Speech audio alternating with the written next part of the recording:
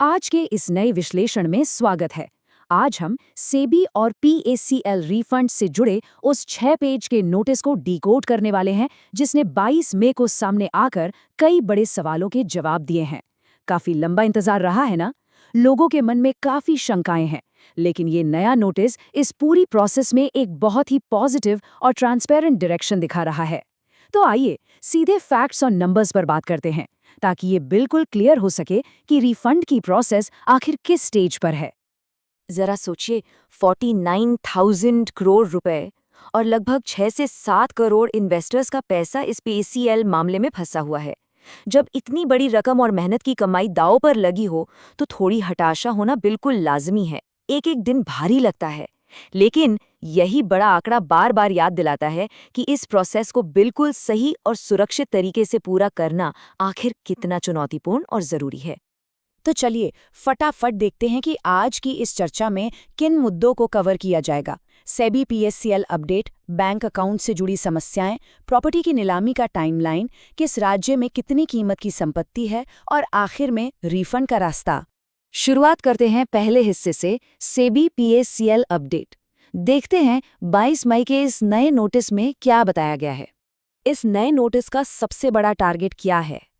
पीएससीएल की physical assets यानी जमीन जायदाद को लिक्विडेट करना, मतलब उन्हें बेचकर कैश इकट्ठा करना। क्योंकि जब पैसा इकट्ठा किया गया था तो उसे बड़े पैमाने पर रियल एस्टेट में इन्वेस्ट किया गया था, और अब फंड जुटाने का ये कदम छोटा मोटा नहीं है। करीब 6 अरब 65 करोड़ रुपए से भी ज्यादा।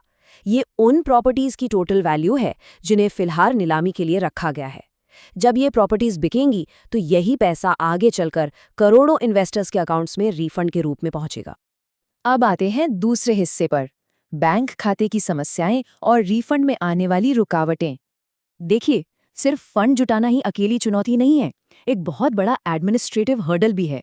होता क्या है कि कई बार रिफंड का पैसा ट्रांसफर तो होता है, पर वापस लौट आता है। क्यों? क्योंकि पिछले कुछ सालों में कई बड़े बैंकों का आपस में मर्जर हुआ है। इसके चक्कर में कई बैंक अकाउंट नंबर्स और आईएफएससी कोड्स बदल गए हैं, या फिर हो सकता है शुरू में ही किसी ने गलत डिटेल्स भर दी हों। इसीलिए सेबी ने जुलाई तक का एक बहुत ही क्रूशियल 3 महीने का विंडो दिया है। इस डेडलाइन से पहले अकाउंट डिटेल्स को अपडेट करना एकदम जरूरी है, ताकि रिफंड सीधे वही पहुंचे जहां उसे पहुंचना चाहिए। आगे बढ़ते हैं तीसरे हिस्से की तरफ, प्रॉपर्टी की नीलामी का टाइमलाइन। आइए देखते हैं ये सब कब और कैसे होगा। अब इतनी बड़ी प्रॉपर्टीज की नीलामी कोई रातों रात तो होती नहीं है। एक प्रॉपर, स्ट्रिक्ट और ट्रांसपेरेंट सिस्टम फॉलो करना पड़ता है। इसका टाइम टेबल बिल्कुल सेट है। पूरी प्रोसेस 22 मई को टेंडर नोटिस निकालने के साथ शुरू हुई। बिड्स यानी बोलियां लगाने की आखिरी तारीख 5 जून रखी गई। अब जो असली एक्शन होगा वो 13 जुलाई को होगा, जब इन प्रॉपर्टीज की लाइव ऑक्शन की जाएगी। और अगर सब कुछ इस टाइमलाइन के हिसाब से सही चलता रहा तो अगस्त के आसपास रिफंड प्रोसेस के अगले फेज के शुरू होने की पूरी संभावना है। तो यहाँ सबसे ध्यान देने वाली बात क्या है? सेबी ने रूल्स काफी सख्त रखे हैं ताकि पैसा जल्दी इकट्ठा हो। जो भी बोली जीतेगा उसे प्रॉपर्टी की वैल्यू का 25% हिस्सा सिर्फ 7 दिन के अंदर जमा करना पड़ेगा, और बाकी का बचा 75% बैलेंस वो आगामी 15 दिनों में क्लियर करना होगा।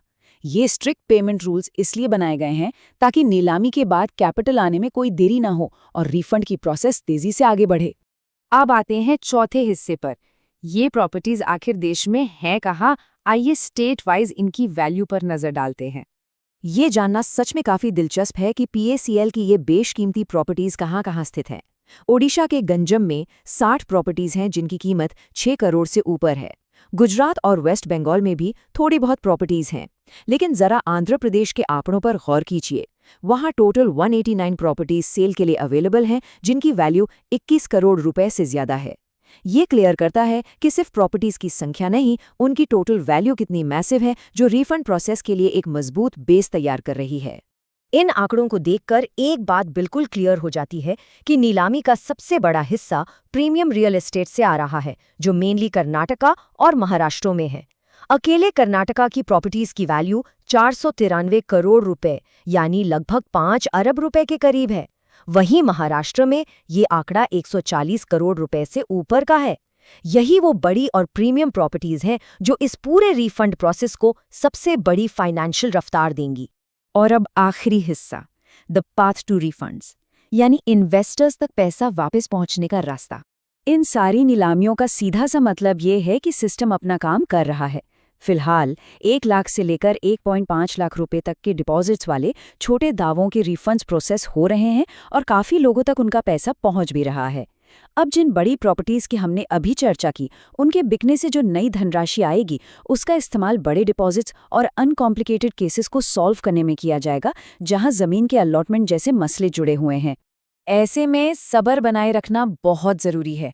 लोधा कमेटी और सेबी मिलकर इस पूरी कॉम्प्लिकेटेड सिचुएशन को सुलझाने में लगे हुए हैं, और जैसा कि क्लियर किया गया है, आगे चलकर ऐसे और भी नोटिसेज आएंगे, प्रॉपर्टीज भी की जाएंगी और उसी हिसाब से इन्वेस्टर्स को उनका पैसा वापस मिलता रहेगा। देखिए, ये एक लंबा मैराथन है, कोई 100 मीटर की स्प्रिंट नहीं, पर अच्छी बात यह है कि इसमें लगातार प्रोग्रेस हो रही है। जाते जाते सबसे बड़ा और ज़रूरी सवाल ये है कि क्या पर्सनल बैंकिंग डिटेल्स पूरी तरह से अपडेटेड है? एक तरफ सेबी प्रॉपर्टीज को कैश में बदलने का अपना काम पूरी तेजी से कर रही है, लेकिन दूसरी तरफ ये इंश्योर करना भी उतना ही जरूरी है कि जुलाई की डेडलाइन से पहले सभी पेपरवर्क, बैंक मर्जर की डिटेल्स और अकाउंट नंबर्स बिल्कुल सही हों, क्योंकि जब भी रिफंड का पैसा रिलीज हो तो बिना किसी टेक्निकल रुकावट के वो सीधे सही अकाउंट में पहुंचे। तो क्या सारी तैयारियां पूरी हैं? इस बारे में जरूर सोचिए।